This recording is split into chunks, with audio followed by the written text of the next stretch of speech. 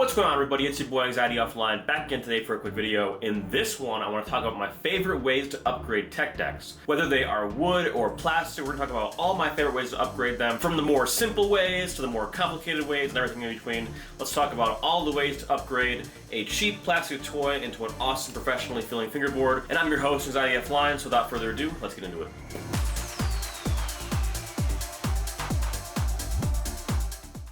Alright y'all, so my favorite way, and probably the most basic way to upgrade a tech deck right out of the package is going to be foam tape.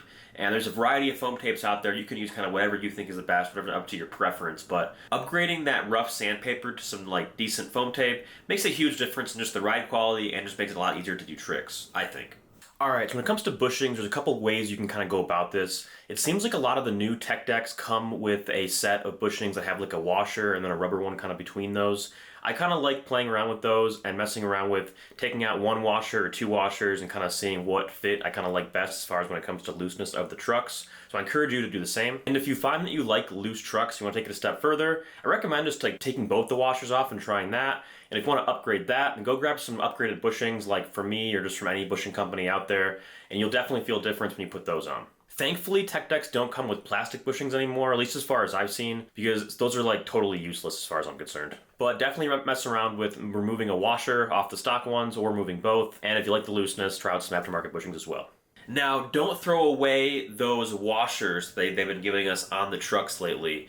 I actually saved those, and the reason being is instead of sanding down your trucks to make the to round off the edges to fit a bearing wheel better, you can actually pop those on the end of your trucks, and bearing wheels will kind of fit a little bit better that way. They'll have less room to kind of wiggle around. They'll fit more flush to the truck, and for some reason that rounded piece of metal just fits perfectly over the end of the truck just to kind of give it a rounded edge. And they do stay in place pretty well. I've actually a few setups set up like that right now. I actually use them fairly often and they work really well. I like them a lot. Now, one last easy upgrade you can do is bearing wheels. So once you add those washers onto the trucks to get the rounded edges, if you put some bearing wheels on there, whether they are cheap or expensive, a set of bearing wheels just make the deck feel a lot smoother to ride and probably a little more satisfying as well. And they don't have to be expensive. Honestly, some $6 or $10 bearing wheels, some cheaper plastic ones, are the perfect option to upgrade your tech deck. One more thing I want to cover, one super easy upgrade, might be a little bit expensive to procure, but definitely get some lock nuts. You'll find that if you put nicer products on your fingerboard, such as maybe nicer trucks or especially nicer wheels, you don't want to lose them. So put some lock nuts on there just to make sure nothing falls off. Alright, so the next one is a little bit more intensive, takes a little bit more modification, but trust me, you can do it if you have the right tools. So inverted kingpins, they are a game changer when it comes to tech deck trucks. Tech deck trucks really aren't bad once you kind of get the rounded edges going and kind of fix that bearing wheel to make them fit flush. Your next issue with them, or at least my next issue with them, is the fact that they scratch everything you grind on. That's because the kingpins are just so long. But you can fix that by installing some inverted kingpins yourself. I sell them along with a whole bunch of other fingerboard stores. It doesn't really matter where you get them. If you type in inverted kingpins into Google, you should get a whole list of results. I actually have a set from Grind fingerboards right here. All they are is just these little screws here. I'll put a close-up of them in the video. If you're lucky, you might even be able to find these exact screws kind of at your local hardware store or hobby shop. Now, what you have to do is pop the old kingpin out and replace it with one of these. And getting the old one out is a little bit easier said than done, but trust me, you guys can do it. The easiest way I've found is actually to take the base plate all the way off, then put the screws back in so it's lifted a little bit off the ground, and then use a hammer to slowly but carefully tap it out. It's at a 45-degree angle, so you kind of got to tap at a 45-degree angle as well to kind of get it to come out loose and flush. It might take a couple tries too, so I want to have a couple backup base plates on hand. But at the end of the day, it's super easy, and it's a small upgrade that makes a huge difference. Your truck will stop scratching everything, stop messing up all your obstacles, and you'll just get a lot more life out of them as well. Now, the next ones are a little more intensive, they require a little more customization work, but trust me, they're worth it, so stay tuned. Alright y'all, real quick, don't forget, I have my own website, anxietyoffline.com, where I sell a whole array of concrete obstacles and supplies. I sell obstacles, bushings, files, and a bunch of other stuff as well. So if you want to grab some fingerboard gear and support this channel, definitely head over to anxietyoffline.com and check out the store. If there's something you want on there that's not in stock, let me know by leaving a comment down below and I'll restock it very soon. I refresh the site regularly, so keep an eye out for new stuff. Alright, back to the video. Now, when it comes to your wooden tech decks, I actually have a full upgrade video on these, which I'll put in the description down below, so definitely check that out. But my favorite thing, and probably the easiest thing you can do to upgrade these, is just rounding off the edges on them.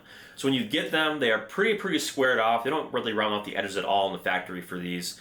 The edges are just super squared off. So what you can do is if you have a file, preferably a Dremel or some type of sanding disc, what you can do is just round off all these edges and take away that squareness.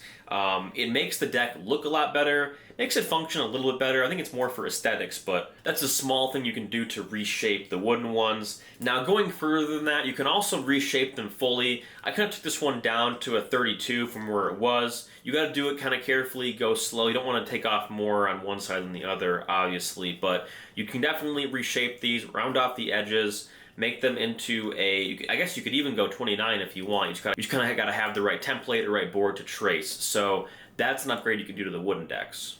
Now, when it comes to your classic plastic tech decks, I have a couple videos on upgrading these as well. But one of my favorite things you can do to these is reshaping and shortening. So kind of similar to the wooden deck, what I did on this one is I took the nose down a lot and the tail down quite a bit. Kind of to be similar to a Berlin wood, it kind of has a smaller tail than it does a nose now, and just by reshaping it, taking off some width and some length, made the deck feel a lot more responsive, a lot easier to deal with, kind of a little more poppy in my opinion too. It was super easy. I have a full video explaining this, how I did it, all the steps I took, so definitely check that out.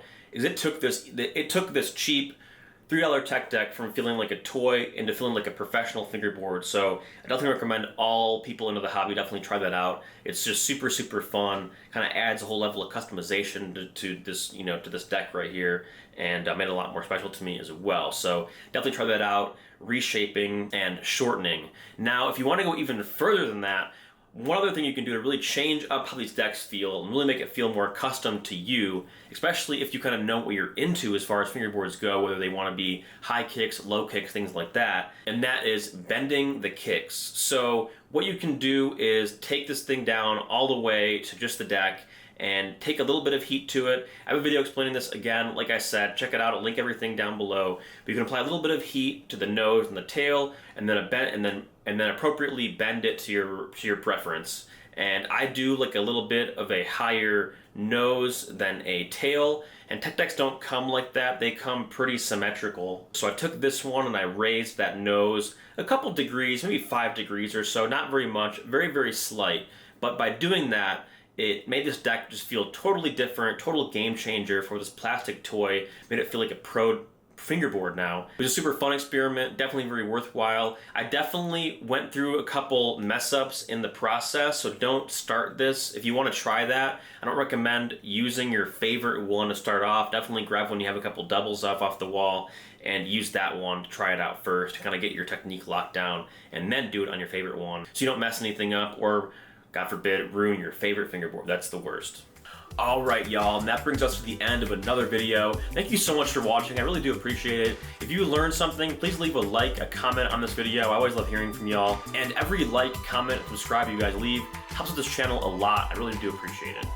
And today the secret word is turtle. So if you made it this far, if you made it all the way to the end of the video, let me know by dropping the word turtle in the comments below. I drop new fingerboard content every single week, so keep an eye out for more videos just like this. I'll see you back here next week. I'm Anxiety Offline, thanks so much for watching. Peace.